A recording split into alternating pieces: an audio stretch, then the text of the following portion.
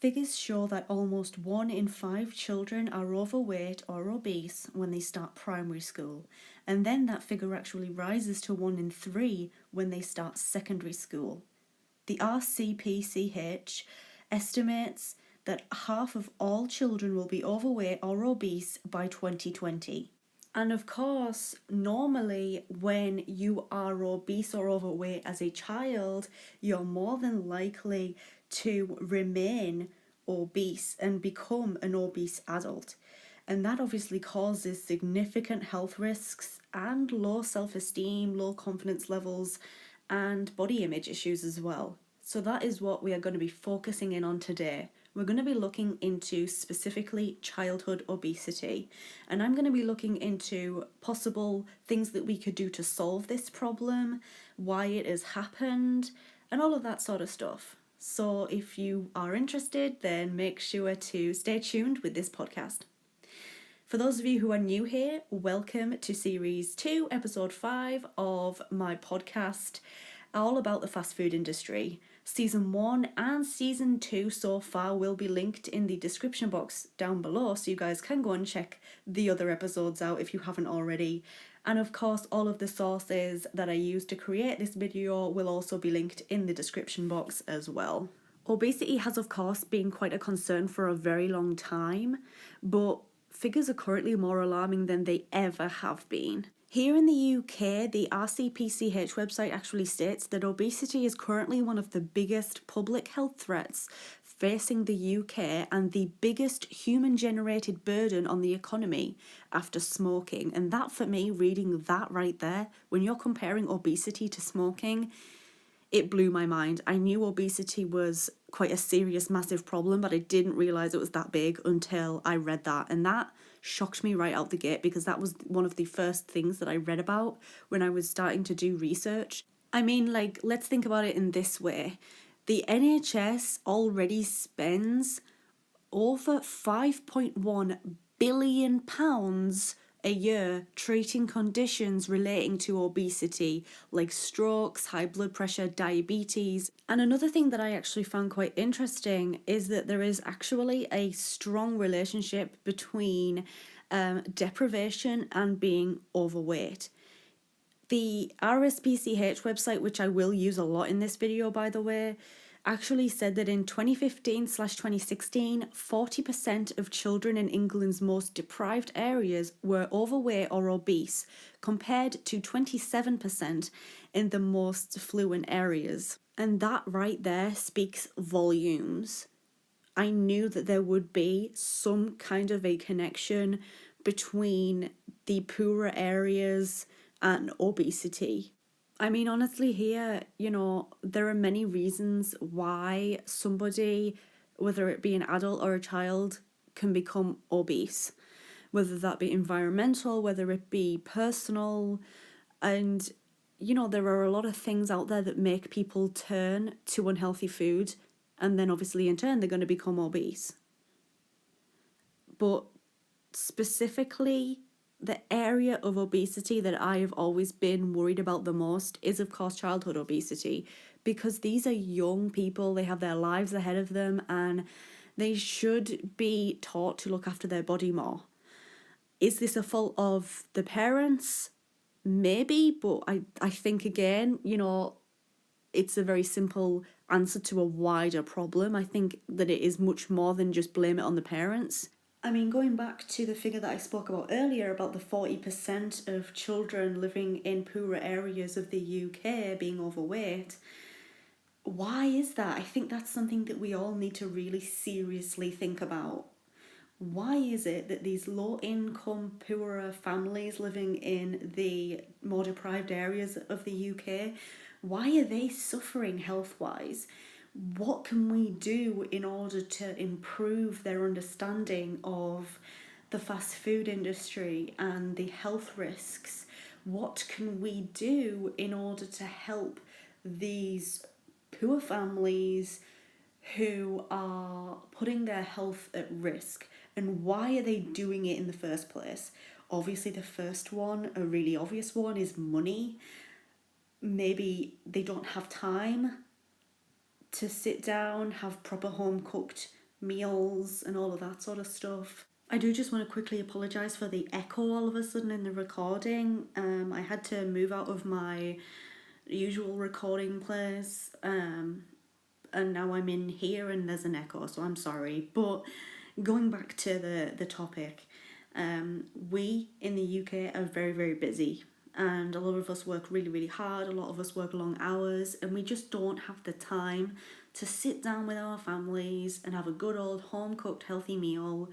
And I think the thing is as well, along, especially in the poorer areas of this country, they perhaps don't possess the skills. And I'm talking about the adults here, not the children.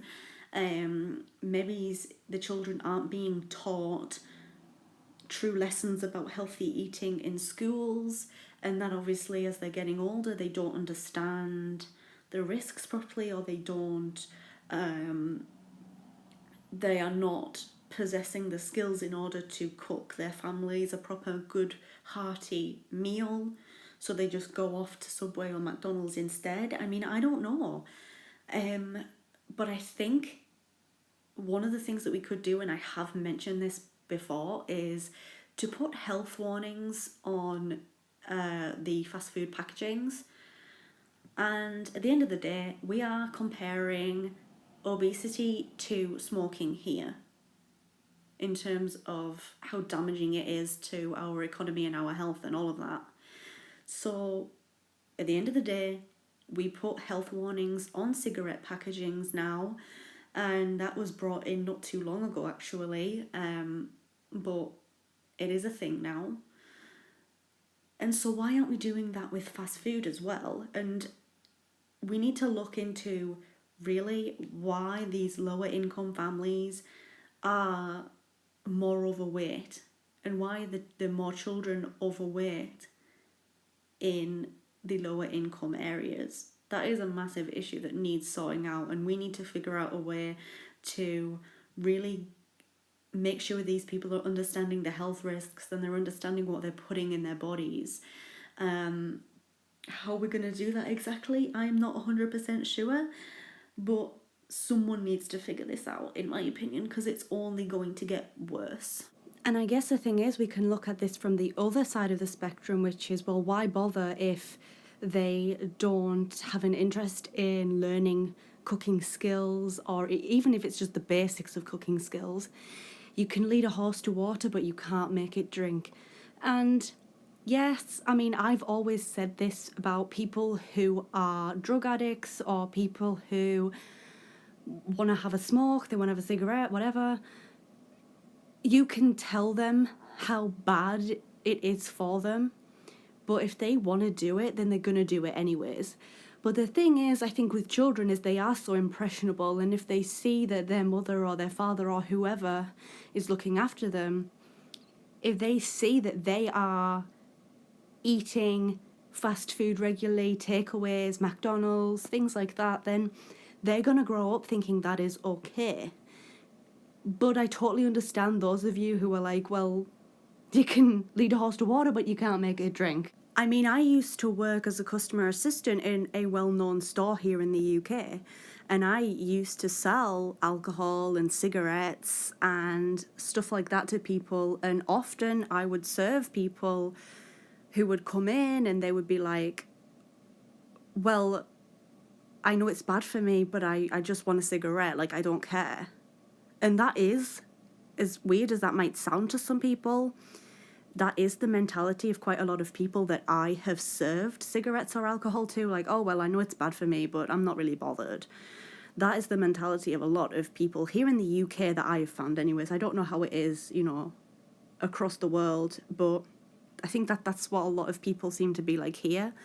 If it's bad for them, they're not really too bothered. If they want a cigarette, they'll have one. Even if they have to buy the cheapest, most disgusting brands of cigarette that they hate, if they want a cigarette, they will do anything it takes. And it's the same with alcohol as well. So I totally get where, you guys are coming from. If you're thinking along those lines, what's the point in trying to teach people things that they're not interested in or they don't care about? I understand that. But let me know your thoughts and opinions on this, because honestly, I found this so incredibly interesting. And some of these facts, in fact, all of these facts and figures that I've mentioned throughout this podcast, they've really, really shocked me. I think what needs to happen is the government need to be more involved.